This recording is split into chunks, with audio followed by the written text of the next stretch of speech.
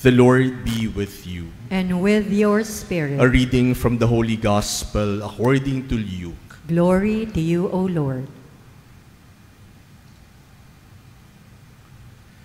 It happened that there was a man full of leprosy in one of the towns where Jesus was. And when he saw Jesus, he fell prostrate, pleaded with him, and said, "Lord, if you wish, you can make me clean." Jesus stretched out his hand, touched him, and said, "I do will it. Be made clean." And the leprosy left him immediately. Then he ordered him not to tell anyone, but go show yourself to the priest and offer for your cleansing what Moses prescribed. That will be proof for them. The report about him spread all the more, and great crowds assembled to listen to him and to be cured of their ailments. But he would withdraw to deserted places to pray.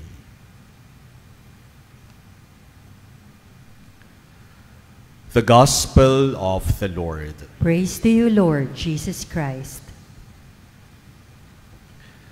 My dear brothers and sisters, we are now on the last 3 days of the Christmas season, which will conclude on Sunday when we celebrate the feast of the baptism of the Lord. And our readings these days continue to invite us to understand fully the mystery of the Lord's incarnation. The birth of Jesus as a baby is not just one cute story. It is a story with profound meaning. And our gospel today reveals to us one of the meanings of God's incarnation. In our gospel, a leper approached Jesus and begged Jesus to heal him. And what did Jesus do? He stretched out his hand and touched him and healed him. Iniunat niya ang kanyang kamay, hinipo niya yung ketongin at pinagaling. That is the meaning of Christmas. When God became man, when Jesus was born, it is God's way of stretching out his hand in order to touch us, to give us life, and to give us hope. That is why St. John, in our first reading today, tells us that the Son of Man, the Son of God, is someone who gives us life. And whoever believes in the Son of God has life. That was experienced by the leper who received life, who was given hope when Jesus stretched out his hand to touch him. My dear brothers and sisters, Christmas is all about a God who stretches out his hand in order to touch us and to give us life. That's the meaning of Christmas. And don't you find that amazing? Usually we think of God as something we reach out to. Ang tingin natin sa Diyos ay isang Diyos na dapat nating abutin dahil nandun siya sa malayo. Isang Diyos na gusto nating mahawakan. At kapag naabot at nahawakan natin siya, doon lamang tayo magkakaroon ng buhay. But the contrary is true.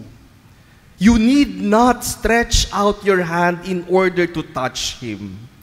Because even if you don't stretch out your hand and touch Him, God has the habit of stretching out His hand in order to touch us.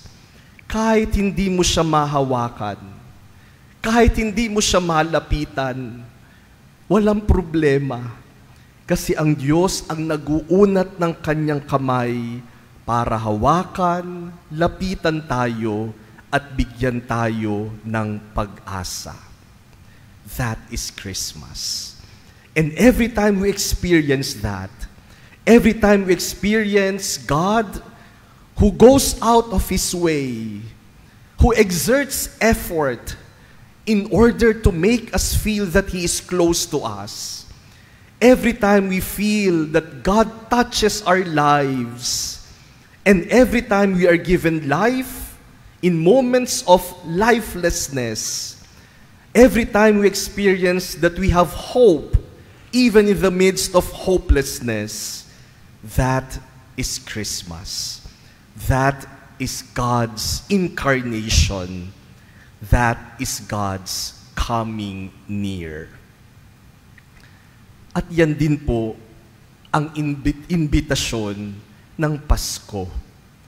As God stretches out His hand to touch us and to give us life and hope, we who celebrate Christmas should also learn to stretch out our hands to touch lives and to give hope to others. Oh, how many times have we refused to stretch out our hands to give and to help others? How many times have we preferred to close our hands than open them for generosity? How many times that instead of giving life and hope to other people, we gave them more burdens, more problems, and we made them desperate and hopeless. Ang mga tunay na nagdiriwang ng Pasko, marunong mag-inat-inat, marunong mag-stretch out ng kamay, at hindi palaging nakahalukip-kip na walang pakialam. Ang tunay na nakaranas ng Pasko, marunong humipo ng buhay. Hindi para sirain, hindi para abusuhin ng buhay ng iba, kundi para magbigay ng pag-asa. Let that be the Christmas challenge to all of us, so that even after the conclusion of Christmas, we may continue the spirit of Christmas every single day. You know, I learned this lesson yesterday as we celebrated the feast of the Nazarene of Quiapo. I celebrated Mass there yesterday evening, and as I was walking alone, going back to Intramuros after the Mass, I met many people along the way, and I was asking them, oh, nakalapit na ba kayo? Nakalapit na ba kayo sa Senyor? Nakahipo na ba kayo sa imahe ng Senyor? No? Sabi ng iba, yes, Father, oh, nakalapit na kami. Tuwan-tuwa sila. But there was one who said, Father, hindi ako nakalapit eh. Pero okay lang, sabi niya. Kasi alam ko kahit hindi ko siya malapitan, siya ang lumalapit sa akin. Kahit hindi ko naman siya nahawakan, palagi naman niya akong hinahawakan. And it was a realization for me how true it is. God stretches out His hand to touch us and to give us life.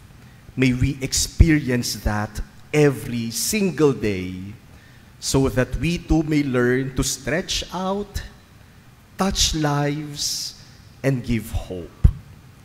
That's what Christmas is all about.